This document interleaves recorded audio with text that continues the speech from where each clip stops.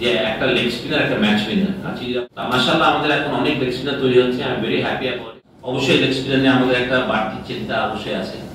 80 জনকে অলরেডি আমরা সিলেক্ট করেছি লেগ স্পিনার, ট্যালেন্ট করেছি এবং সাহেব কিন্তু বাংলাদেশের আনাচে কানাচে গিয়েছে। সত্যি কথা বলতে ওকে আমরা ফরিদপুর বলেন, রংপুর বলেন, রাজশাহী বলেন, সব জায়গায় ও কিন্তু এমন না যে ছেলেরা এসছে, ও গিয়ে গিয়ে কাজ করে ওখানে ট্যালেন্ট আমরা বের করেছি এবং খুব শীঘ্রই আমরা 2টা স্তরে গিয়ে 40 জন করে এই 80 জন লেগ স্পিনারের সাথে ক্যাম্প শুরু করবো। হ্যাঁ, 2রা এবং 3রা আমি ওখান থেকে আমরা সিলেকশনটাকে আরো ছোট করবো, করে আমরা 20 জন এনে তারপর আমরা ওইটাকে প্রায়োরিটাইজ করবো। যেমন আমাদের ডিসিবির মাথায় যেটা নাই সেটা অবশ্যই আছে। আর আমি আরেকটা কথা বলি, Dhaka first division, second division বা অন্যান্য ক্লাব ক্রিকেটের একটা পালসের কথা বলি, তারা কেউ লেগ স্পিনার খেলাতে যায় না আসলে। কারণ লেগ স্পিনার তো একটা ওভার একটা বাজে বল করে 6 খায়, তো সেটা তারা আনতে পারে না। আপনি যদি সেকেন্ড ডিভিশন থার্ড ডিভিশন খুব ভালো ফলো করেন তাহলে দেখবেন ওইখানে একটা স্পিনাররা 10 বলে 18 রান দেয় বা 15 রান দেয়, কারণ এরকম উইকেট থেকে তারা লেগ স্পিনার, লেফট আর্ম স্পিনারদের ডোমিনেশন থাকে, রাইট? তো ওইখানে তারা খেলাতে চায় না। বাট এটাই আমাদের সবচেয়ে বড় প্রবলেম। আমাদের ক্লাব অফিসিয়ালদেরকে এটা বুঝতে হবে, বোঝাতে হবে যে একটা লেগ স্পিনার একটা ম্যাচ উইনার। আর যদি আপনি রিশাদকে রাখেন, রিশাদকে ধরেন 3 বছর আগে কোনো ক্লাব মনে খেলাতে ছিল না, এই বছরও আমার সাথে আপনিতে ছিল, গত বছর আপনিতে ছিল। আমার আপনি যেভাবে স্ট্রং দল ছিল, আমি ভাবলাম যে রিশাদ এখানে খেলার ডিফিকাল্ট, তো আমি শাহিনপুরের ওকে বলি যে তুই শাহিনপুরে খেল, এবং আমি শাহিনপুর ক্লাবকে একটা কথাই বলে যেতে ওদের রেগুলার খেলে, এই শর্তেই আমি ছাড়তে রাজি হয়েছি। এবং রিশাদ খেলেছে এবং রিশাদ কিন্তু মাশাআল্লাহ 10টা ম্যাচ খেলে প্রায় 23টার মতো উইকেট পেয়েছে। শাহিনপুরের অনেক ম্যাচ জয়ের অবদান ছিল। তো একটা লেগ স্পিনার যে একটা ম্যাচ উইনার, এটা আমরা অনেক সময় ভুলে যাই।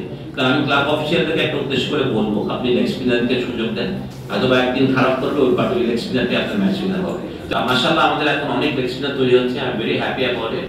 বাট একটা প্রপার নার্সিং এর অভাব ছিল আমাদের হয়তো না, এই জন্য আমরা লেগ স্পিনার কোচ একটা নিয়ে এসেছিলাম ডেভেলপমেন্টে। আই এম ভেরি হ্যাপি যে মুশতাক ভাই আমাদের সাথে জয়েন করেছেন senior expert coach in national team. আমি মনে করি উনি যদি একটা লং টার্ম আমাদের ডিসিবির সাথে থাকেন, তো আমাদের মনে হয় এখান থেকে আমরা বলতেই পারি যে ফিউচার আমরা বেশি এক্সপিরিয়েন্স তৈরি করতে পারবো। I am very hopeful about it.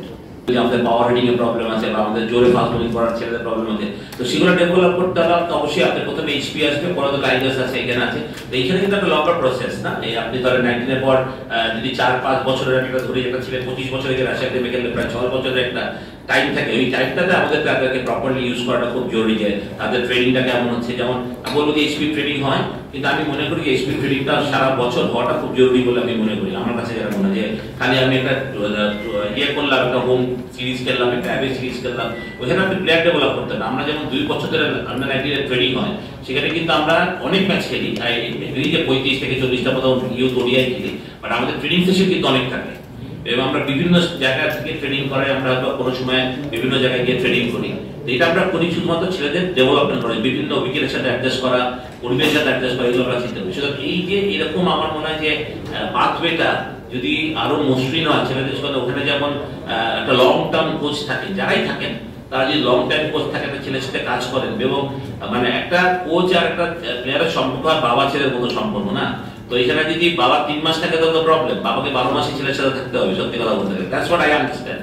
তো আমি মনে করি এই জন্য এখানে লং টার্ম চিন্তা করলে আমি মনে করি যে আমাদের এই প্রবলেমগুলো থেকে আমরা বের হয়ে, আমি মনে করি যে আমরা যখন ন্যাশনাল টিমে যখন এই 19 ছেলেটা যাবে, তখন হি উইল বি মোর মানে আমি বলবো যে স্ট্রং অ্যান্ড স্কিলফুল, সত্যি কথা বলতে।